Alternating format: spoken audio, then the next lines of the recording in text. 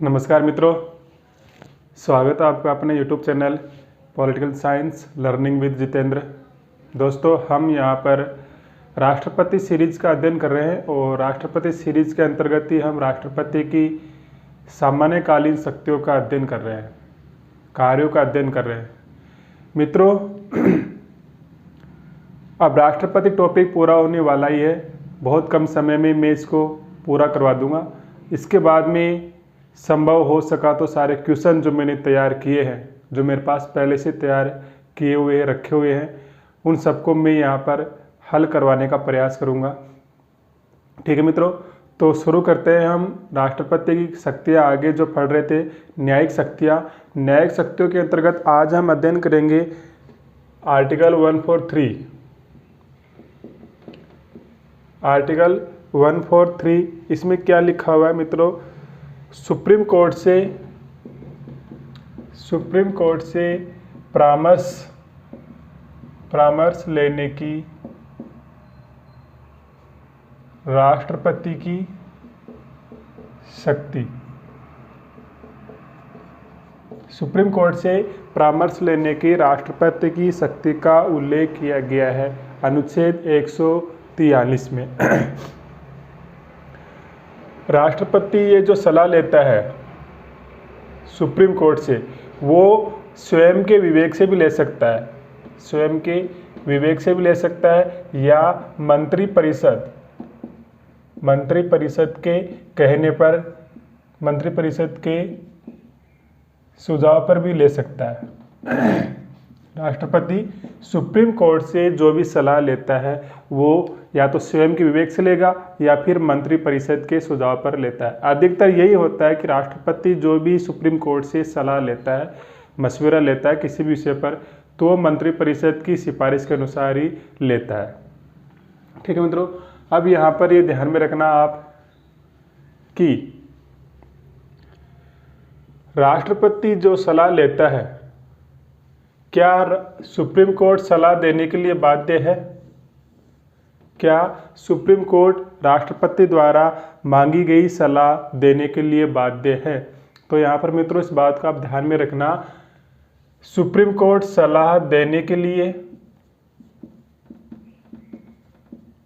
या नहीं देने के लिए स्वतंत्र है। सुप्रीम कोर्ट सलाह देने के लिए स्वतंत्र है। वो चाहे तो सलाह दे या नहीं भी दे, मना भी कर सकता है। और राष्ट्रपति भी सुप्रीम कोर्ट की सलाह को मानने के लिए स्वतंत्र है। राष्ट्रपति भी सलाह को मानने के लिए स्वतंत्र है, यानी कि राष्ट्रपति सुप्रीम कोर्ट के द्वारा दी गई सलाह को स्वीकार भी कर सकता है और अस्वीकार भी कर सकता है। यहाँ पर हमको इस बात को ध्यान में रखना है। लेकिन मैं यहाँ पर एक बात आपको मुख्य रूप से बताना चाहूँगा। हमने यहाँ पर पढ़ा है कि सलाह देने के लिए, नहीं देने के लिए सुप्रीम कोर्ट स्वतंत्र है। लेकिन मित्रों यहाँ पर आप मुख्य रूप से ध्यान में रखें जो मैं बात यहाँ पर बताने वाला हूँ। ये तो ठीक है, स्वतंत्र है यहाँ पर देने के लिए, लेकिन 26 जनवरी 1950 क्या हुआ था? इस दिन 26 जनवरी 1950 को हमारा संविधान लागू हुआ था। संविधान लागू हुआ। 143 में स्पष्ट इस बात का उल्लेख है कि 26 जनवरी 1950 से पूर्व, 26 जनवरी 1950 से पूर्व किसी भी प्रकार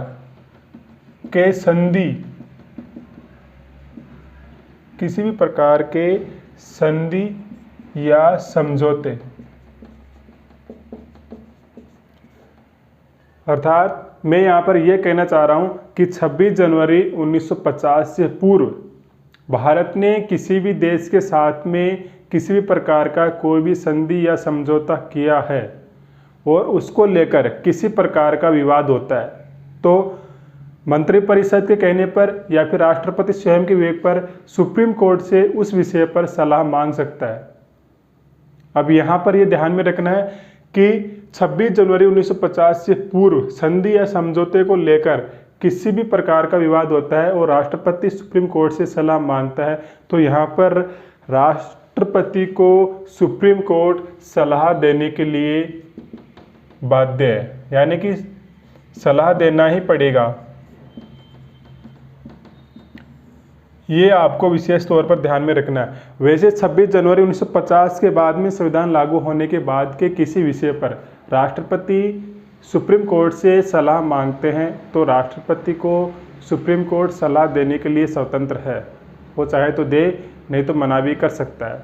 लेकिन 26 जनवरी 1950 से पूर्व जो संविधान लागू हुआ उससे पूर्व किसी प्रकार का कोई संधि समझौता हो रखा है और उस विषय पर राष्ट्रपति सुप्रीम कोर्ट से सलाह मांगते हैं तो सुप्रीम कोर्ट उसको सलाह देना ही होता है, सुप्रीम कोर्ट को सलाह देना ही पड़ता है। इस बात को आपको ध्यान में रखना है।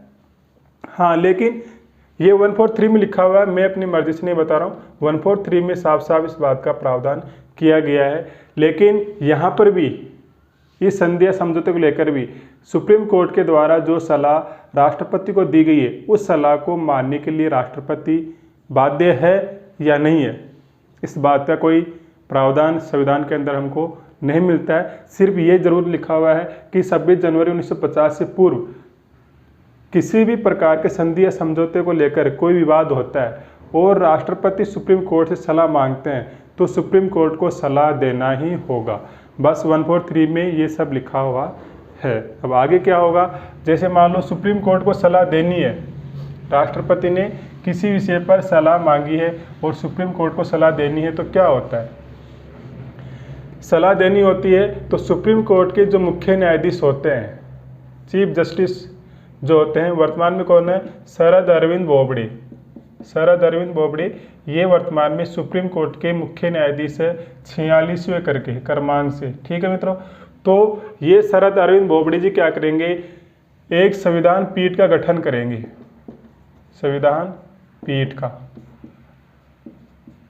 पीठ का गठन करेंगे जिसके मेंबर ये स्वयं भी हो सकते हैं या नहीं भी हो सकते, लेकिन संविधान का पीठ का गठन करेंगे।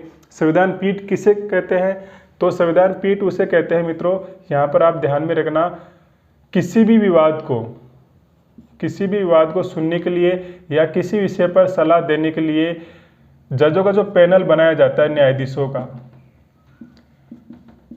उसमें कम से कम 5 न्यायाधीश होते हैं। किसी भी विवाद को सुनने के लिए, किसी भी सलाह को देने के लिए, यदि उस सलाह को कम से कम 5 सदस्य देते हैं, यदि उस विवाद को कम से कम 5 सदस्य 5 जज मिलकर सुनते हैं, तो जो उन 5 जजों को मिलाकर जो पैनल बना है उसको हम संवैधानिक पीठ कहते हैं, उसको संवैधानिक पीठ कहते हैं। ये ध्यान में रखना है।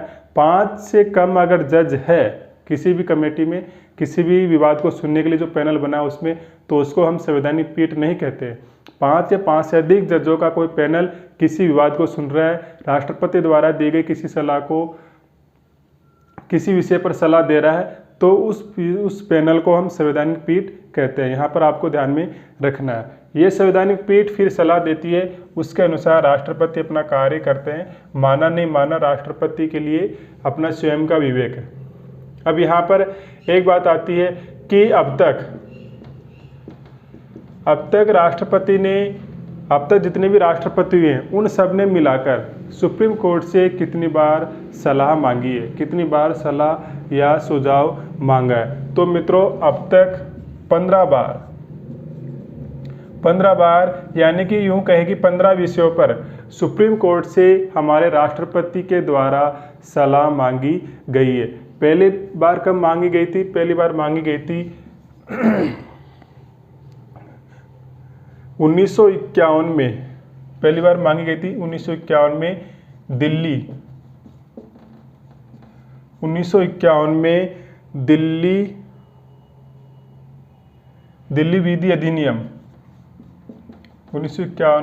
विधि अधिनियम के ऊपर सलाह मांगी गई सुप्रीम कोर्ट से। और दूसरी बार मांगी गई थी मित्रों 2G स्पेक्ट्रम जो विवाद हुआ था 2012 में कांग्रेस की सरकार के समय। इस विषय पर यह अंतिम बार है अंतिम बार राष्ट्रपति द्वारा सलाह मांगी गई सुप्रीम कोर्ट से 2G स्पेक्ट्रम विवाद पर, और पहली बार मांगी गई थी 1951 में दिल्ली विधि अधिनियम के संदर्भ में। तो यहाँ पर यह ध्यान में रखना है, सुप्रीम कोर्ट से अब तक कितनी बार सलाह मांगी गई है? 15 बार। पहली बार कब मांगी गई? 1951 में दिल्ली विधि अधिनियम के संदर्भ में। अंतिम बार मांगी गई 2G स्पेक्ट्रम 2012 के संदर्भ में सुप्रीम कोर्ट से सलाह ली गई। ठीक है मित्रों, तो यहाँ पर आपको ध्यान में ये सब बातें रखनी है 143 को लेकर।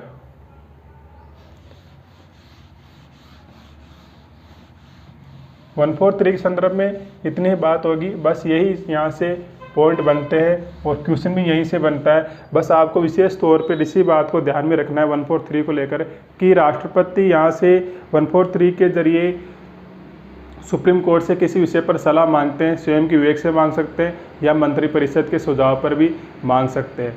26 जनवरी 1950 से पूर्व किसी संधि या समझौते को लेकर कोई विवाद होता है तो राष्ट्रपति सुप्रीम कोर्ट से सलाह मांगेंगे और सुप्रीम कोर्ट को सलाह देना ही होगा। यही 143 में स्पष्ट रूप से लिखा हुआ है।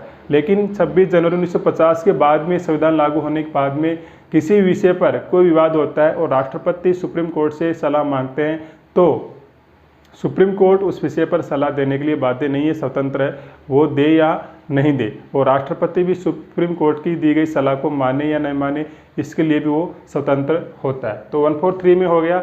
आगे हम बात करते हैं राष्ट्रपति की वित्तीय शक्तियाँ। राष्ट्रपति की वित्तीय शक्तियाँ,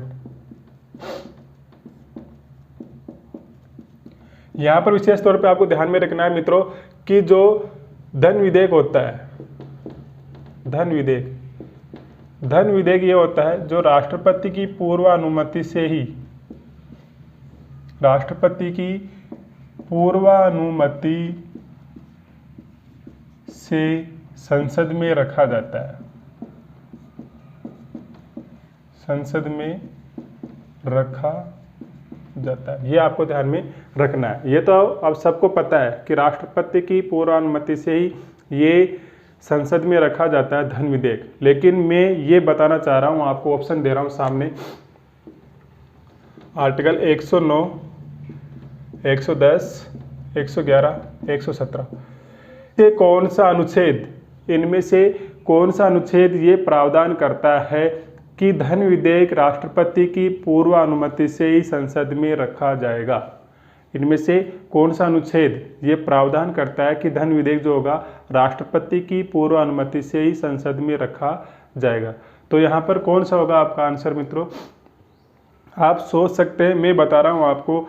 ये इस बात का प्रावधान करता है आर्टिकल 117। 117 में साफ साफ लिखा हुआ है कि धन विधेयक जो होगा वो राष्ट्रपति की पूर्व अनुमति से ही संसद में रखा जाएगा। इस बात को आपको ध्यान में रखना है। आप यहाँ पर भी जा सकते हैं, गए होंगे, और आप यहाँ पर भी गए होंगे, लेकिन मित्रों इन दोनों में अलग बातें हैं। और राष्ट्रपति पूर्व अनुमति से रखा जाएगा, इस बात का उल्लेख अनुच्छेद 117 में किया गया। 109 में क्या है? 109 में तो धन विधेयक की प्रक्रिया दी गई है, धन विधेयक की प्रक्रिया 109 में दी गई है। किस प्रकार से वो धन विधेयक संसद में रखा जाएगा, इस बात की प्रक्रिया का उल्लेख 109 में किया गया है। ठीक है। और 110 में धन विधेयक को परिभाषित किया गया है। कौन सा विधेयक धन विधेयक होगा, कौन सा नहीं होगा, इस बात का उल्लेख परिभाषित किया गया है आर्टिकल 110 में धन विधेयक को। तो आपको यहाँ पर इस बात को विशेष तौर पर ध्यान में रखना है। अनुच्छेद 117 इस बात का उल्लेख करता है, इस बात का प्रावधान करता है कि जो धन विधेयक होगा वो राष्ट्रपति की पूर्व अनुमति से ही संसद में रखा जाएगा। और 109 में क्या है? 109 में धन विधेयक की प्रक्रिया है, 110 में धन विधेयक को परिभाषित किया गया है। ये हम संसद वाले मैटर में पूरा पढ़ेंगे। और 111 के बारे में आप तो 111 के बारे में तो आप जानते ही हैं कि राष्ट्रपति विधेयकों पर अपनी अनुमति देते हैं, विधेयक पर अपनी अनुमति देते हैं। राष्ट्रपति धन विधेयक पर अपनी अनुमति देते ही है, मतलब उसको धन विधेयक को छोड़कर राष्ट्रपति किसी भी विधेयक को संसद में पुनर्विचार के लिए लौटा सकते हैं। धन विधेयक को छोड़कर किसी भी विधेयक को राष्ट्रपति पुनर्विचार के लिए सदन में लौटा सकते हैं, संसद में लौटा सकते हैं, लेकिन धन विधेयक को पुनर्विचार के लिए नहीं लौटा सकते। वो उसको स्वीकृति दे या नहीं दे, वो उनकी अपनी मर्जी है। वैसे वो 99% धन विधेयक को अपनी स्वीकृति देते ही है, लेकिन वो अगर नहीं भी देना चाहे तो उसको अपने पास रोक कर रख सकते हैं धन विधेयक को, लेकिन पुनर्विचार के लिए नहीं लौटा सकते। इस बात को आपको ध्यान में रखना है राष्ट्रपति की वित्तीय शक्तियों के अंतर्गत। ठीक है, तो और आगे क्या है वित्तीय शक्तियों के अंतर्गत हमने पढ़ लिया है। वैसे संचित निधि और आकस्मिक निधि, संचित निधि और आकस्मिक निधि ये 266 में है, और ये आकस्मिक निधि 267 में है, और एक ये जो होता है पीएफ लोक निधि जो होती है, ये 3 प्रकार की निधियाँ होती है। संचित निधि से अगर धन निकालना है तो हमको संसद की अनुमति लेनी होगी, संसद की अनुमति लेनी होगी यदि हमको संचित निधि से धन निकालना है। और यदि आकस्मिक निधि से हमको धन निकालना है तो यहाँ पर हमको संसद की अनुमति लेना अनिवार्य नहीं होता है। संसद की अनुमति के बिना भी हम यहाँ से धन निकाल सकते हैं आकस्मिक निधि से। लेकिन यदि आपने इमरजेंसी के दौरान आकस्मिक निधि से धन निकाल लिया है, खर्च कर लिया है राष्ट्रपति की अनुमति लेकर, संसद की नहीं राष्ट्रपति की अनुमति लेकर आपने यहाँ से धन निकाल लिया है आकस्मिक निधि से, तो जब संसद का सेशन शुरू होगा उस समय पर आपको ये बात बतानी होगी, संसद में रखनी होगी कि हमने इस कारण से संचित आकस्मिक निधि से धन निकाला है और यहाँ पर हमने इसको खर्च किया है। वहाँ पर आपको ये सब बातें बतानी होगी। और ये लोक निधि तो जो होती है पीएफ वगैरह जो करता है लोगों का, वो होता है। ठीक है, तो भारत सरकार पास में 3 प्रकार की निधियाँ होती है, संचित निधि, आकस्मिक निधि और ये पीएफ वाला। इस पर तो जनता का अधिकार होता ही है, इस पर भी होता है। लेकिन संचित निधि से आप संसद की अनुमति से पैसा निकाल सकते हो और आकस्मिक निधि से बिना अनुमति के भी पैसा निकाल सकते हो। आगे हम बात करेंगे वित्तीय शक्तियों के अंतर्गत ही आर्टिकल 280 को लेकर। आर्टिकल 280 में क्या लिखा हुआ है मित्रों? आर्टिकल 280 में लिखा हुआ है राष्ट्रपति प्रत्येक 5वें वर्ष में क्या करेंगे? वित्त आयोग का गठन करेंगे। वित्त आयोग का गठन करेंगे। ये आर्टिकल 280 हमको बताता है। वित्त आयोग का गठन करेगा कौन? राष्ट्रपति। वित्त आयोग करता क्या है? जो भी सरकार के पास में पैसा आता है टैक्स के जरिए, किसी भी प्रकार से जो भी भारत सरकार के पास पैसा आता है, उस पैसे को केंद्र और राज्यों के बीच में, केंद्र और राज्यों के बीच में किस प्रकार से बांटा जाए। जो पैसा केंद्र सरकार पास में किसी भी प्रकार से कलेक्ट हुआ है, इकट्ठा हुआ है साल भर में, उस पैसे को केंद्र और राज्यों के बीच में किस प्रकार से बांटा जाए, किस राज्य को कितना मिलेगा, किस राज्य को कितना नहीं मिलेगा, केंद्र का हिस्सा कितना होगा, राज्यों का हिस्सा कितना होगा, इन सब बातों की व्यवस्था करता है फिर ये जो वित्त आयोग का गठन किया गया है वो। ठीक है मित्रों, तो वित्त आयोग का गठन कौन करता है? राष्ट्रपति। किस अनुच्छेद में इस बात का उल्लेख किया गया है? तो अनुच्छेद होगा 280। ठीक है मित्रों, तो राष्ट्रपति की वित्तीय शक्तियों के अंतर्गत इन सब बातों का आपको ध्यान में रखना है। और राष्ट्रपति के पास में क्या क्या कार्य शक्तियाँ होती है आज हम पूरा कर देते हैं। सामान्य कालीन शक्तियाँ, एक होती है सैन्य शक्तियाँ। सैन्य शक्तियाँ,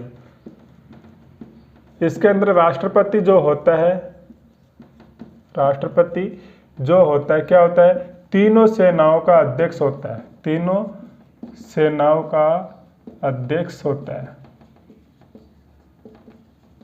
तीनों सेनाओं का मतलब ये जो होती है जल सेना, थल सेना और वायुसेना,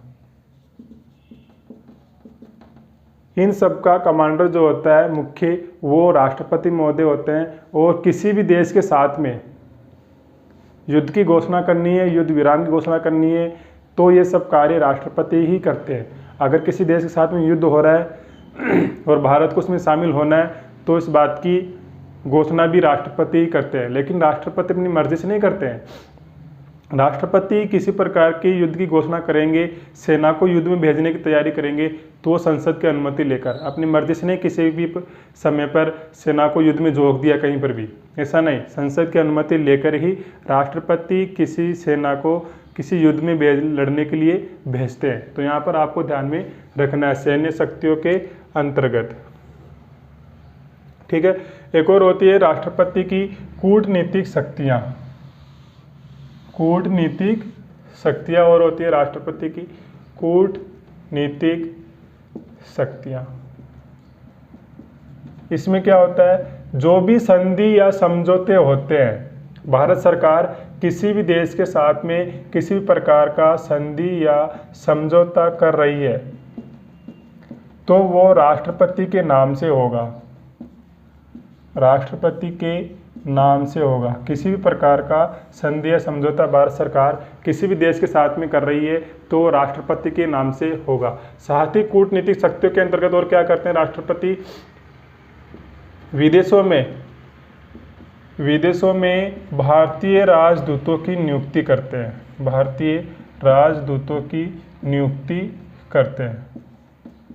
तो राजदूतों की नियुक्ति कौन करता है, राष्ट्रपति करते हैं। विदेशों में ये होते हैं, विदेशों में विदेश से जो भी बात हो रही है भारत के संदर्भ में, उन सब बातों की जानकारी भारत सरकार तक पहुंचाने का कार्य करते हैं राजदूत। और इसके साथ में ही जो भी गतिविधि विदेशी हमारे साथ में करने वाले हैं, उन सबकी गुप्त जानकारियाँ भी ये लोग रखने का काम करते हैं और भारत सरकार को पहुंचाते हैं। किसी प्रकार का कोई विवाद हो जाता है तो जहाँ तक संभावना होती है, ये राजदूत ही उस विवाद को सुलझाने का प्रयास करते हैं, भारत सरकार की बात विदेश तक पहुंचाने की बात प्रयास करते हैं, और विदेश की बात जो होती है भारत सरकार तक पहुंचाने का प्रयास करते हैं। ठीक है मित्रों, तो ये हो गया अपनी राष्ट्रपति की सामान्यकालीन शक्तियाँ जो शुरू से लेकर हमने आज तक पढ़ ली है। अब आगे हम अध्ययन करेंगे राष्ट्रपति की आपातकालीन शक्तियाँ, इमरजेंसी शक्तियाँ। इसके बाद में थोड़ा बहुत और बचेगा, उसके बाद में राष्ट्रपति टॉपिक पूरा हो जाएगा। ठीक है मित्रों, तो उम्मीद करता हूँ आपको अच्छा लगा होगा। 143 के संदर्भ में आपको 26 जनवरी वाली बात जरूर याद में रखना है, क्योंकि यहाँ पर हम लोग कंफ्यूज होते हैं कि हमको सिर्फ इतना ही पढ़ने को मिलता है कि सुप्रीम कोर्ट सलाह देने के लिए स्वतंत्र है, सुप्रीम कोर्ट चाहे तो सलाह दे, नहीं तो नहीं भी दे। लेकिन 143 में स्पष्ट रूप से इस बात का उल्लेख किया गया है कि संधि या समझौते को लेकर, जो कि 26 जनवरी 1950 से पूर्व हुआ है, उसको लेकर कोई विवाद होता है और राष्ट्रपति सुप्रीम कोर्ट से सलाह मांगते हैं, तो सुप्रीम कोर्ट उस विषय पर सलाह देने के लिए बाध्य है। राष्ट्रपति मानेगा या नहीं मानेगा इस बात का उसमें संविधान में कोई उल्लेख नहीं किया गया है, लेकिन सुप्रीम कोर्ट सलाह देगा इस बात का जरूर उल्लेख किया गया है। ठीक है मित्रों, तो फिर मिलते हैं अब नेक्स्ट वीडियो में एक नई जानकारी के साथ में, इमरजेंसी शक्तियों के साथ में क्या क्या होती है इमरजेंसी शक्तियाँ, और उसमें 42वें संविधान संशोधन को थोड़ी चर्चा करेंगे। 1975 में जो आपातकाल घोषित किया गया था उसके संदर्भ में थोड़ी चर्चा करेंगे। ठीक है मित्रों, तो मिलते हैं नेक्स्ट वीडियो में, तब तक के लिए जय हिंद, जय भारत, जय संविधान।